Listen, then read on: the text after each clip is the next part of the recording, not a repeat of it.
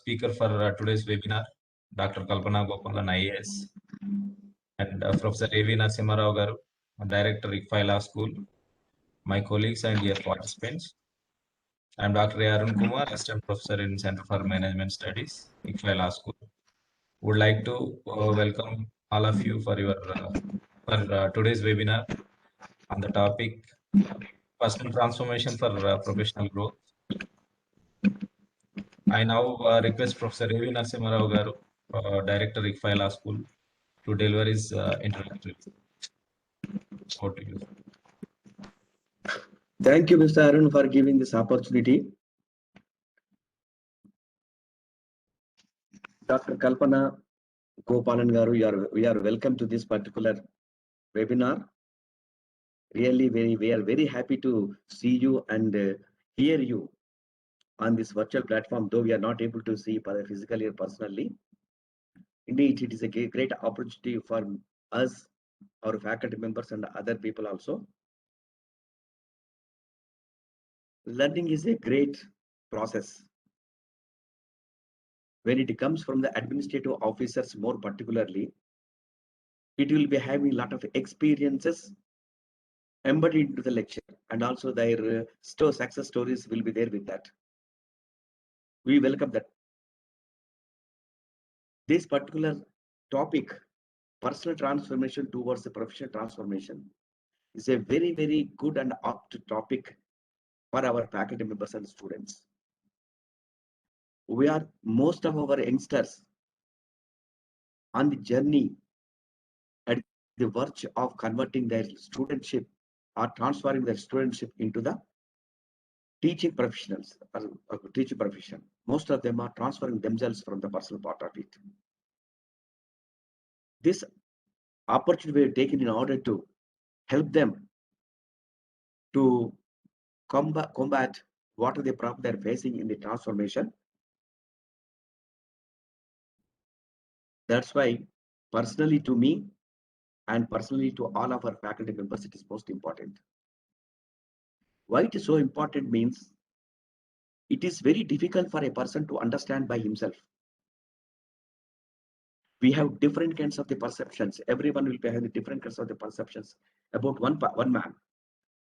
The same person will be having different kinds of perception about himself and his attitudes and many things. Whether they are eligible to the profession they are undertaking is a big question always.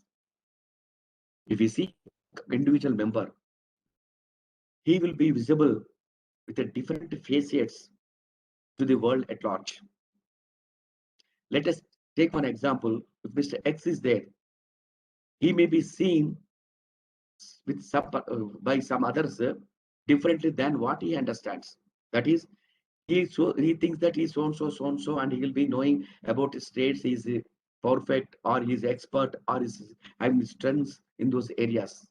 But in fact, when he opens up himself to the world at large, those people will be understanding the same level or maybe understanding a different level, which the same person may not be knowing earlier. So when a particular person is opening himself to the world, comes before the world in general, so his understandings and also people's understanding is about him is totally a different part, or sometimes the contrary also. There may be sometimes people, sometimes I may be not knowing myself, but my strengths and weaknesses may be known to somebody else outside. They will come and talk to us. Sir, this is a part you did it. It's a wonderful job, you did it. Then I'll myself try to understand, recap whatever I did it, understand my trait and strengths, come with the, oh, I did this. It is because of this strength. Without knowing, I might have done it. So I may be not knowing myself for some areas where myself be known to the other people, and other people comments will be helping us. Third one is I'll be acting totally different, just like what I'm doing. I don't know anything about the subject, but I'm talking to you with a presumption, with a what's called action, that I know few things about this. This is a kind of a action I'm doing this. So people may not, I myself know what I am. People may know it's something else. So I'm trying to hide something which I don't want to pose myself to the external world. So I'm totally different person than what I speak, than what I appear, than what I react. So this is a kind of the third or fourth type of persons we have. One particular person will have this kind of the total facets. If I face my students, my attitude will be totally different. My perception will be totally different. My action will be totally different. If I meet my bosses or elders, my approach, my things will be totally different. And like that, colleagues. So my behavior, my attitude will be totally changing when I act with the individuals in different capacities, different part of it. That is the other side of the people, other side of the people. Am I really professional to the students? Am I really professional to my colleagues? Am I really professional to my bosses? Am I really giving the exact information, exact fact which they require? Am I satisfying their urge of learning, or am I satisfying giving to the information what I know and what I supposed to know and what I'm delivering? Is there a gap in between? These are the abstract questions always that come to us. So, in order to achieve not 100% perfection or some professionalism in my day-to-day operations, when I deal people or when I manage the people, I should not be not only go-getter, but also a professionally person with a art of hard skills and soft skills. So that I'll be able to convince the people, understand the people, convert the people, and change myself in order to meet the needs of those people. That's required. For that particular purpose, any job, if that is given to me, let me understand what actually I am. That is, I have to recognize my own traits, my what's called strengths, my weaknesses. Any person, one single person may not be able to do all the activities and to the satisfaction of other people. So I had to select that particular profession in which I'm strong enough. For that particular purpose, I want to know my personality first. This is myself. This is my reality. This is my trait. These are my strengths. This is my perceptions. This is my attitude. Can I be changed? Can I change myself into the profession which I'm going to select? That's the first recognition of the individual member is most essential when you think about your person to professional. Then, in order to meet the requirement, we have to transfer ourselves personally in order to meet that need of the profession. That's most important. That demands your recognition by yourself, your traits.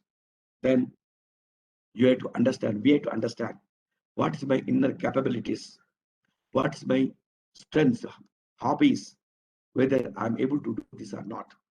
If I take any work which I'm not capable of doing it, then automatically my profession will be lost. I'll be failure at profession.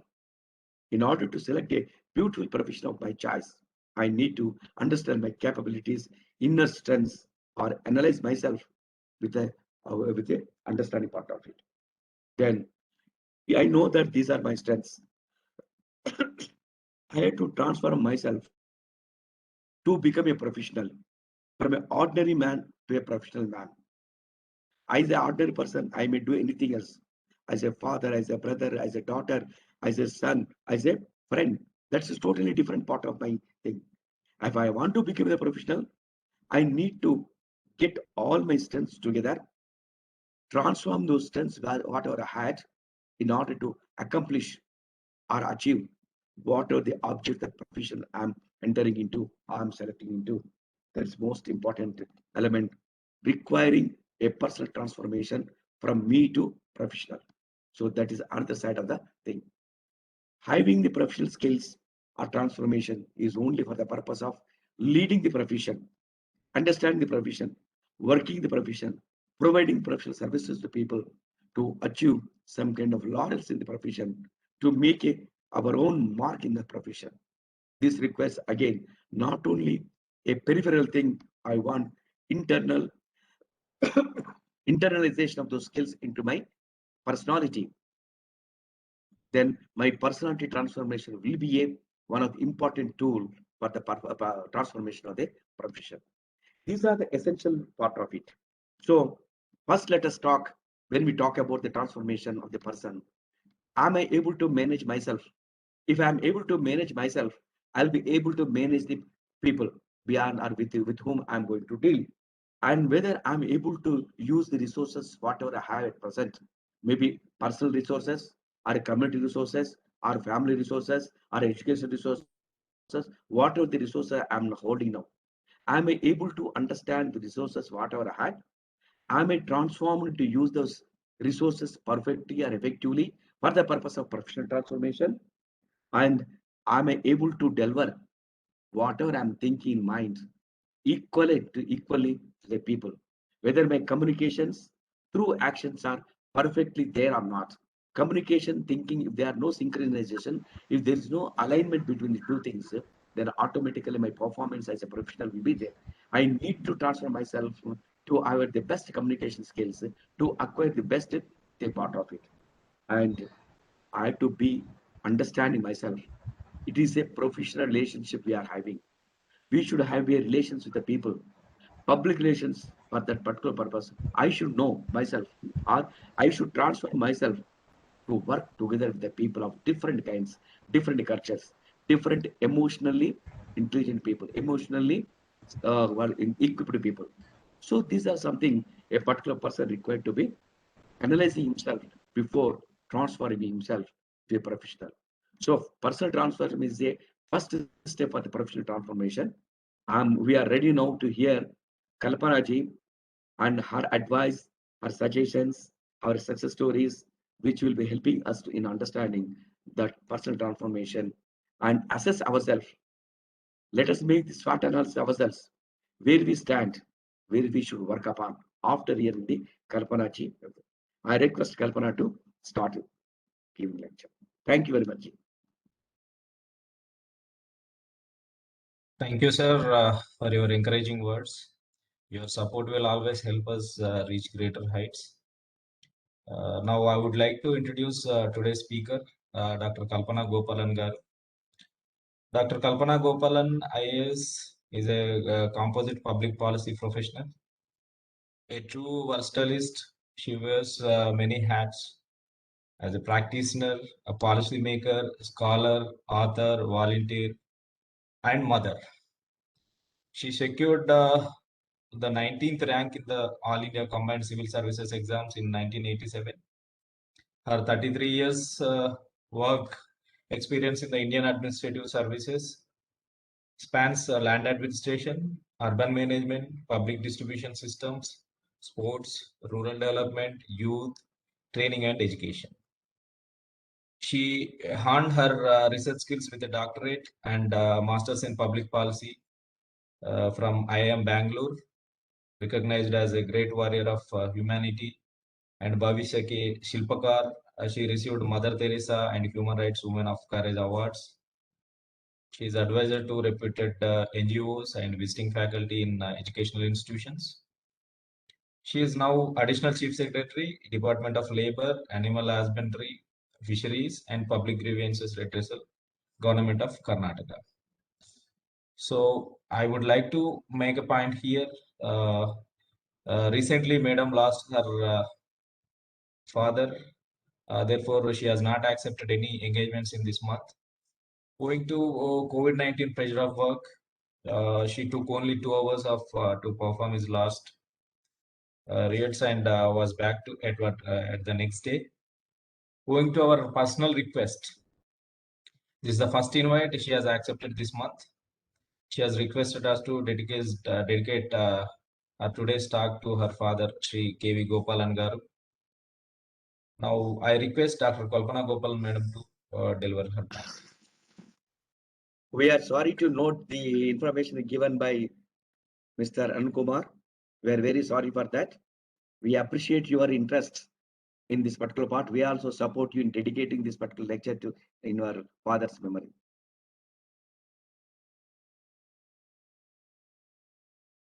Ma'am, please unmute your mic. Yeah, can you hear me now? Yes, ma'am. Uh, Good afternoon to all of you. Thank you for the very kind words. As Dr. Arun said, this is my first talk after I lost my father, and I would like to dedicate this talk to him. He was the one who first set me on the path in my second career, so to say, as a public speaker. I used to be scared even to speak a few words when I was very young as a child. And he constantly encouraged me, made me speak in the presence of friends, in the presence of family, and thereby my confidence grew. And today I kind of moonlight as a public speaker, in addition to my bread and butter career in the IAS. So here, Appa, this is to you. Let me read this brief tribute. Dear friends, I lost my father on 20th May 2021. He was 91, a marriage of 60 plus years. He lived a full, rich, and active life, intellectual with a prodigious memory. I grew up listening to his recitations from Shakespeare and Goldsmith and Silapadigaram and Tolkappiyam, and his stories of the heroines and heroes of history. He was fluent in English, Tamil, Telugu, Oriya, and Gujarati, and Hindi. A great motivator, he was a yoga and sports enthusiast as well. Feasted on jalebi and gulab jamun and Gujarati khichdi and tair sadam or curd rice, which South Indians enjoy. Loved 1960s Hindi film music and Devanand films.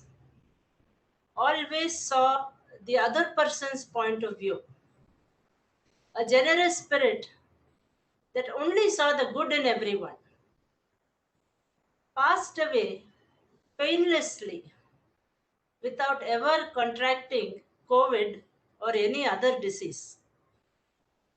We performed his ceremonies in Srirangapatna on the banks of the Kaveri River. His Shubhasikaram took place on the Sannadhi of Lord Anjaneya, whom he was devoted to. Please keep him and us in your prayers. Thank you. Let me get into my talk now. Personal transformation for professional growth. What does that mean? Winston Churchill exhorted us to never waste a good crisis. COVID-19 has forced us into a prolonged timeout. It has brought radical lifestyle changes. As we move into a calibrated opening up, it is time for us to begin contemplating the end of the crisis, envision what the world will look like in its aftermath, how the pandemic will change the way we live and work, and what we need to do to adjust to the new normal of the post-COVID-19 world. Today, I will present three arguments to you. First, I argue that the new normal of the post-COVID world will see major changes in our professional world. I see three vectors of professional change: the accelerated importance and use of information technology, unconventional ways of working, including freelancing and work from home, and increased inter-organizational and intersectoral collaborations and networks. Second, I argue that these professional changes will demand personal transformations from each of us, of which three are cardinal: embracing uncertainty and change, becoming a continuous learner, and practicing professional, personal, and collective social responsibility.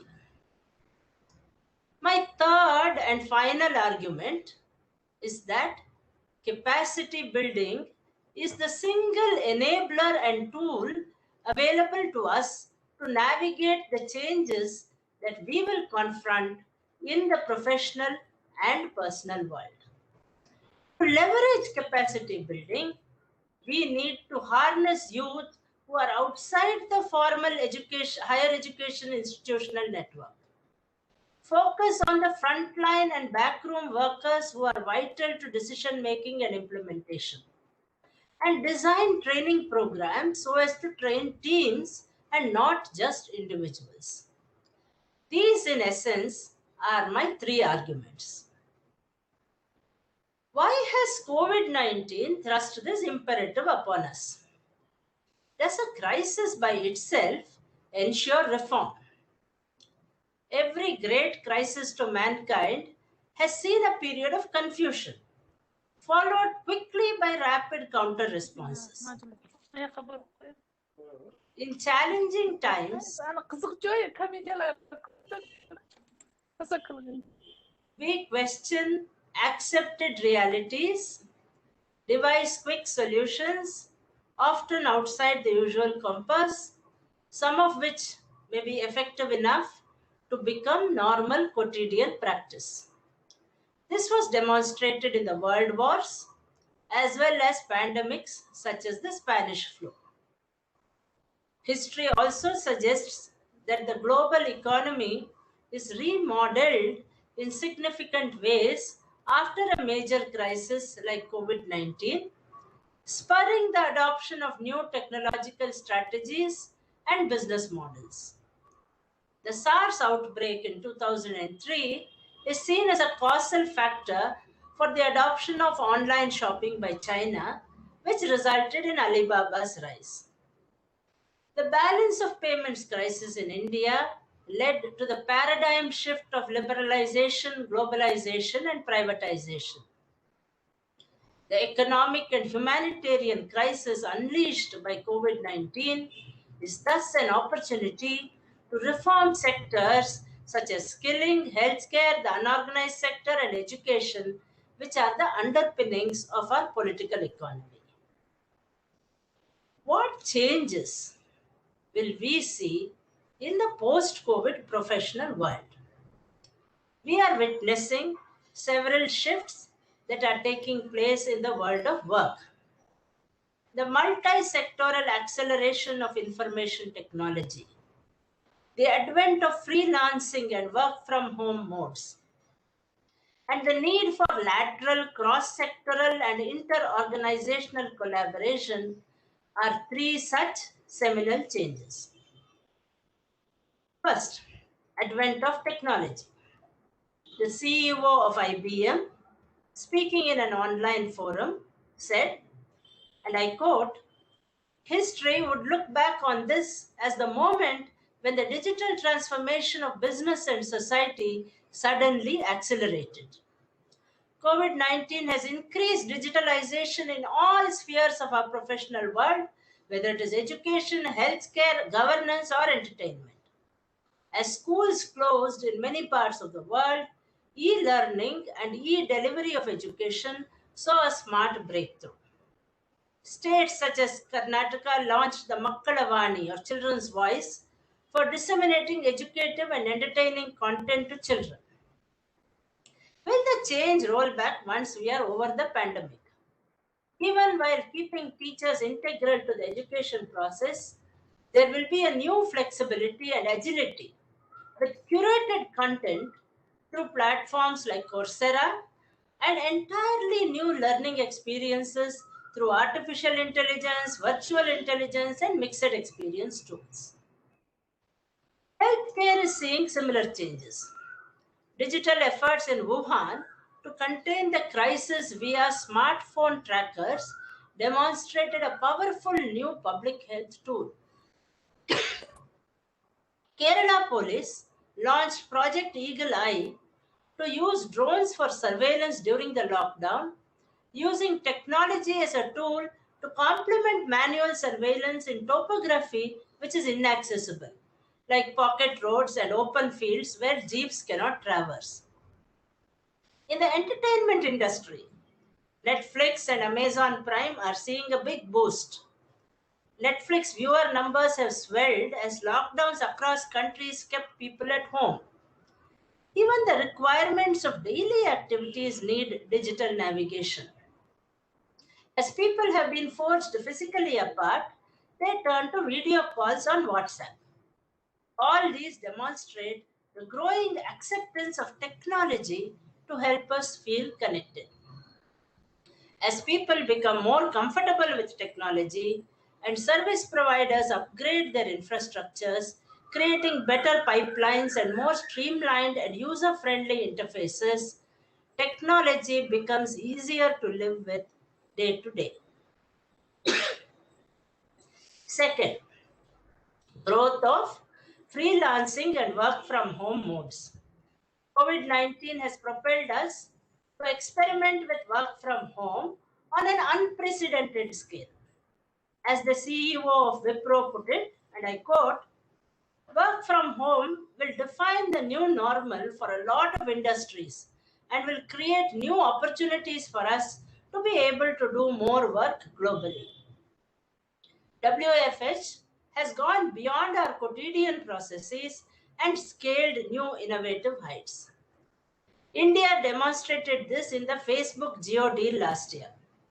The US $5.7 billion investment by Facebook in Reliance Industries Geo platforms set a new standard in remote negotiation with extensive M&A dialogue happening online, even including due diligence and agreement negotiations. This is one of the biggest deals that has taken place when there is a nationwide lockdown in both India and the US, the two countries where the two parties of this deal are based. Transactions of this magnitude, especially transnational ones, usually involve considerable travel and face-to-face meetings and facilities by the higher management and their financial and legal advisors. This time, however, all this happened online. The second shift that we may expect is the emergence of the gig economy. Each of us will have to get used to becoming a freelancer. Remote hiring of technical talent will become the norm. Even before COVID-19, we were seeing permanent employers, such as governments and universities, cutting down on hiring and increasingly outsourcing even their core functions. While this may create job insecurity, it is not necessarily a bad thing or even a new one. Take a surgeon. She is attached to one hospital, but she consults in many hospitals. And some surgeons even consult online, and they earn remuneration from multiple organizations. A talented and skilled individual can peddle her expertise across organizations and be paid by all of them. Remote hiring of talent will become the norm, with corporate positions opening up to skilled candidates everywhere, prioritizing skills over pedigree and geography, all of which is good news for both the economy and the talent pool, that is you. It makes talent pools more diverse and businesses and economies stronger. Third, the growth of cooperation and collaboration. Gig economy and pervasive freelancing will bring in cooperation and coordination across sectoral silos. As freelancing becomes prevalent, teams will be self-created rather than being curated by leaders and will be more interdependent, more collaborative, more agile, and more flexible. COVID-19 has seen the pharmaceutical giants GlaxoSmithKline and Sanofi forget their commercial rivalry to join hands to build a vaccine, pooling their relative strengths of adjuvant technology and a virus antigen. While Google and Apple teamed up to evolve standards for contact tracing. My own department, where I used to work, NSS Karnataka, teamed up with the Rajiv Gandhi University of Health Sciences, NIMANS, and the National Health Mission to provide curated training on COVID-19 response to NSS officers and volunteers who in turn disseminated this content to communities. All this demands that we build up networks and skills, build each other up professionally with no room for envy or backbiting or jealousy. So, these are the changes that we may see in the professional world. But what about the post-COVID individual? What personal transformation is required from her? First, embrace change and uncertainty. Heraclitus said, the only thing that is constant is change. Pragmatism demands that we survive the present moment while building ourselves to thrive in a very different future.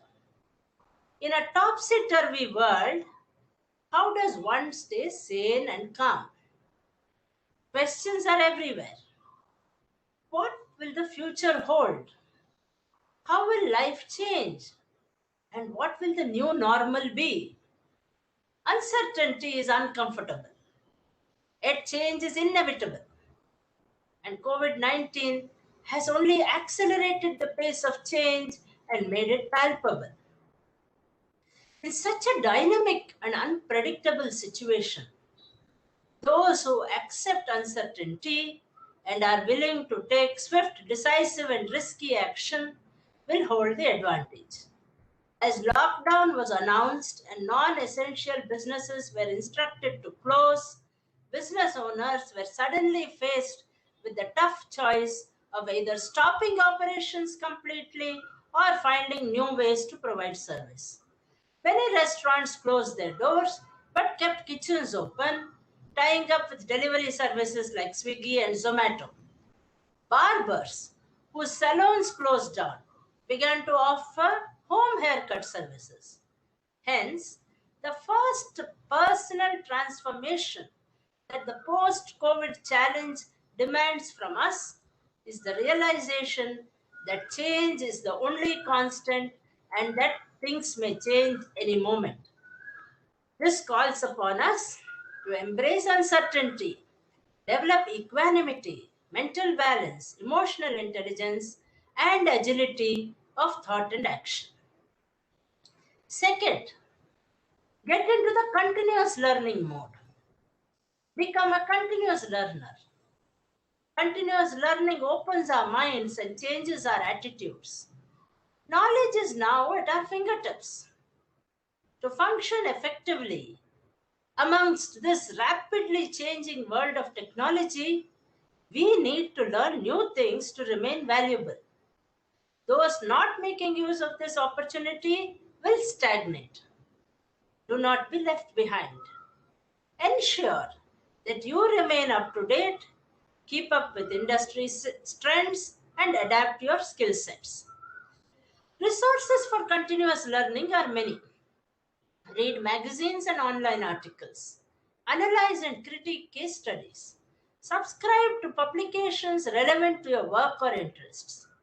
Connect with global networks using Skype, social media, and email.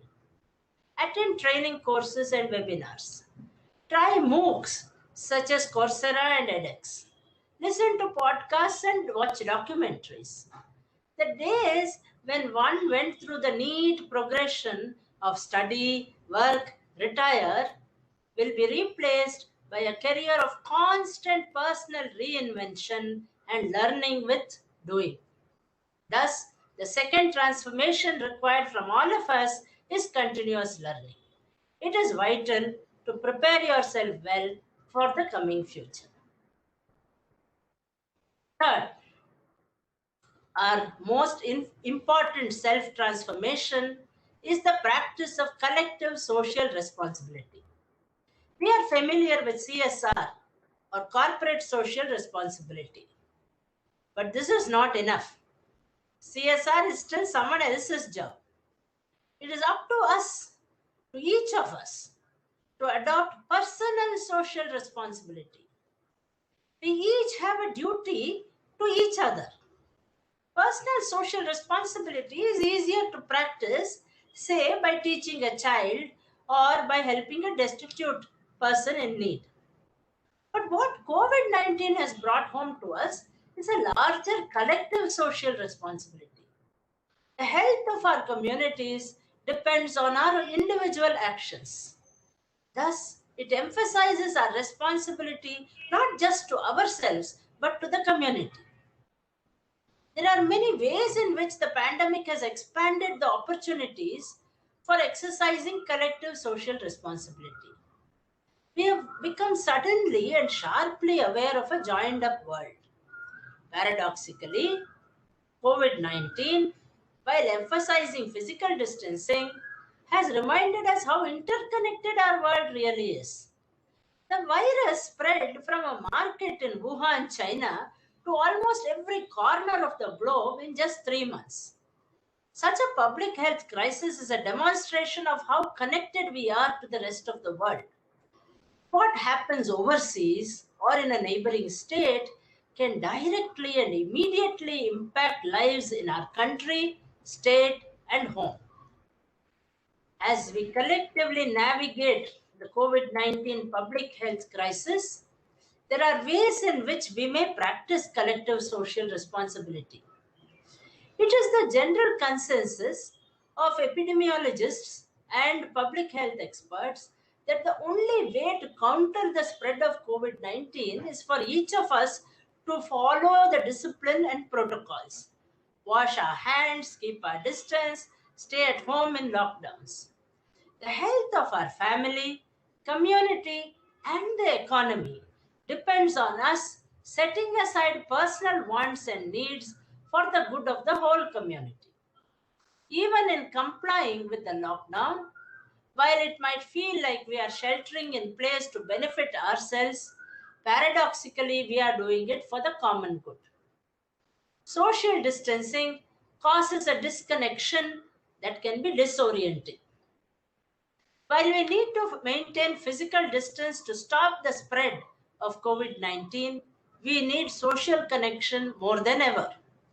Therefore, COVID 19 is an opportunity to practice collective social responsibility, helping us to overcome our prejudices, reinforce our ethics and values, extend our reach, find ways to reach out and involve, develop curiosity and compassion. Now I come to the final section of my talk, how to bridge this professional change and personal transformation. And the key lies in the criticality of capacity building. COVID 19 has thrown up challenges and changes in our professional world, primarily the importance of technology, the growth of freelancing and work from home, and the increase of lateral and cross-sectoral collaboration. This in turn calls for personal transformations from each of us by embracing uncertainty and change, becoming continuous learners, and practicing collective social responsibility. Capacity building is the tool which enables this personal transformation.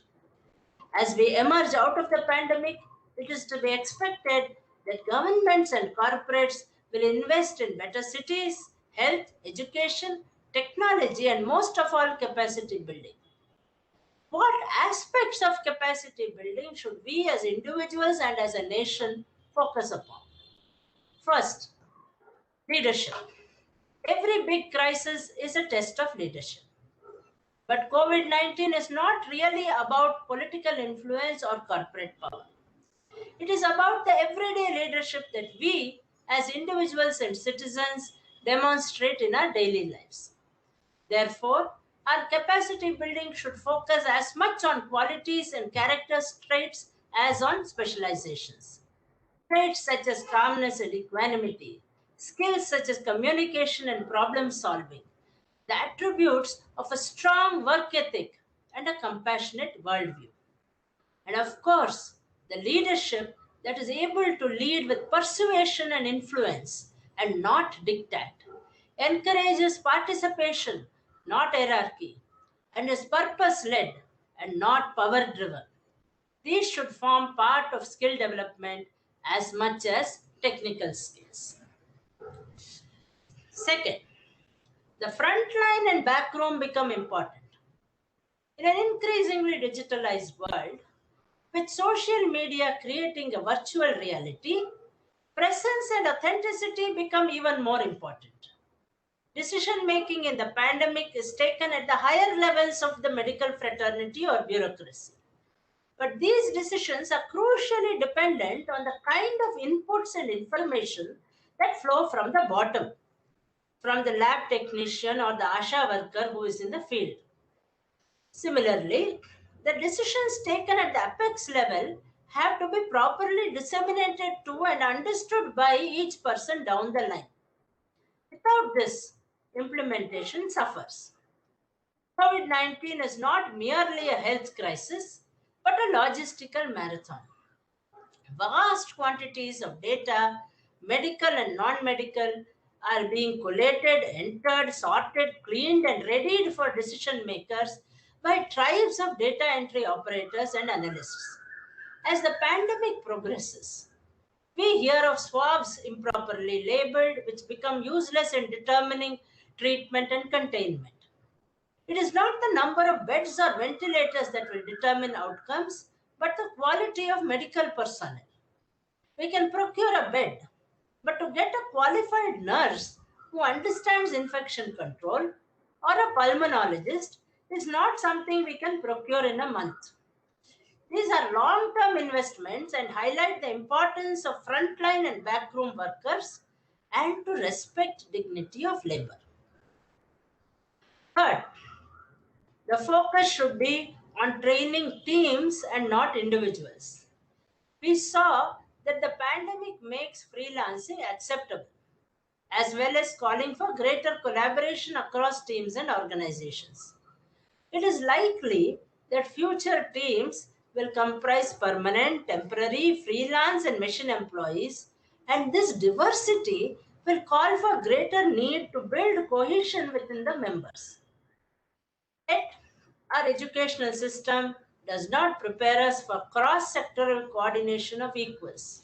Engineers train with engineers, doctors with doctors, bureaucrats with bureaucrats. Within each fraternity, hierarchy is the fallback option to resolve differences of opinion. But what happens when a policeman has to implement a medical decision made by a doctor based on data analytics produced by a computer scientist? We get lost in translation as they struggle with their different vocabularies and work processes. To avoid this and to face future crises better, we need to train teams and not individuals. Our pedagogy should mandatorily include case studies, self-reliant and decision-making situations, problem-solving, immersion experiences, and the like. In conclusion, let me say that choices, not crises, determine our opportunities. COVID-19 has changed the world like never before. The global lockdown that we see happening with COVID-19 is unprecedented and perhaps even incomprehensible to human minds. Yet amidst all this, opportunities lurk. It is time for governments, businesses, and individuals to prepare for the worst, but also prepare themselves to recognize and utilize these opportunities and keep the faith that we may transform to a newer, stronger, and reinvented India. Thank you all very much. Jai Hind.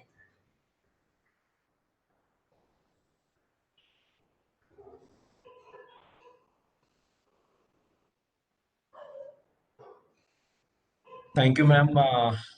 Thank you for the wonderful talk. Now we can take a few questions, ma'am. Sure. Participants, anybody having any questions, please, you can ask.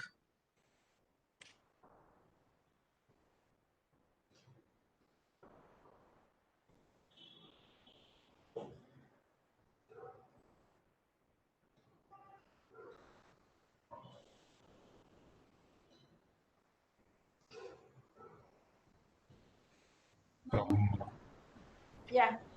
Good afternoon, ma'am. Thank you so much for your talk today. I really enjoyed it. Thank you so I much.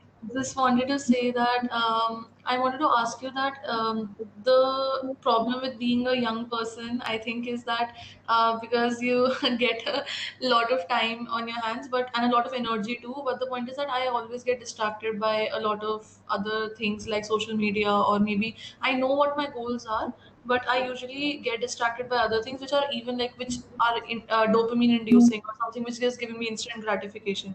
So how do I maintain that discipline of keeping my having that laser sharp focus? First of all, it's not so bad a thing as you think, Muskan.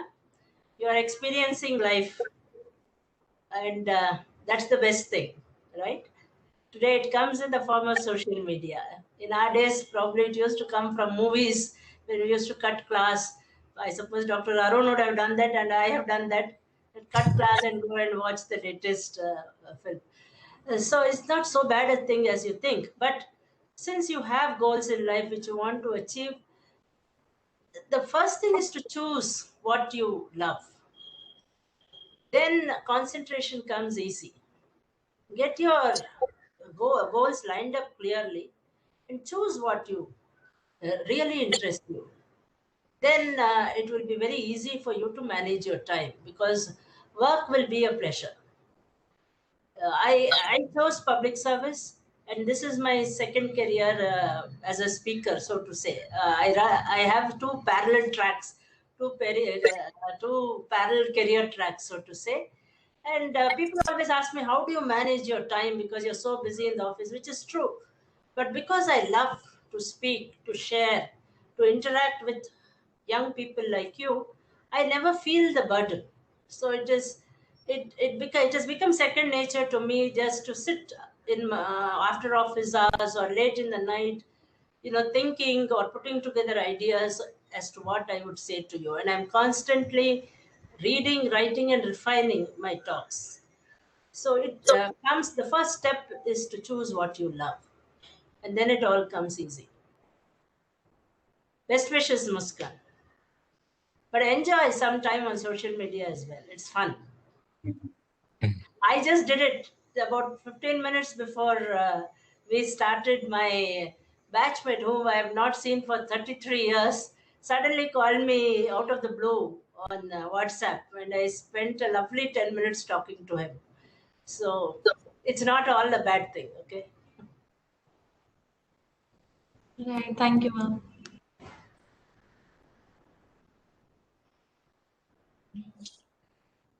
Any other questions?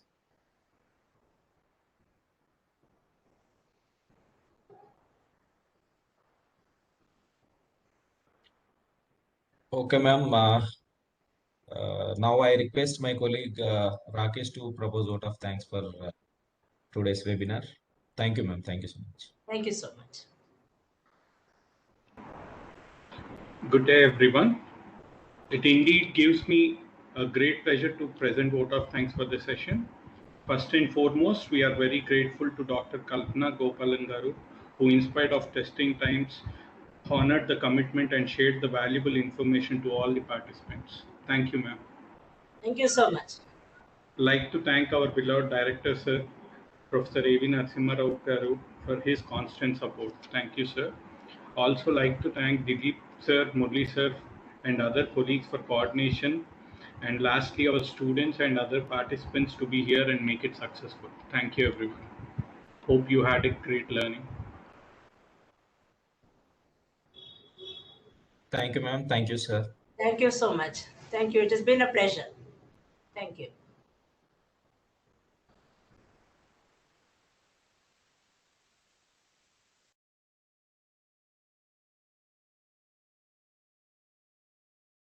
Will I end meeting, Rakesh sir?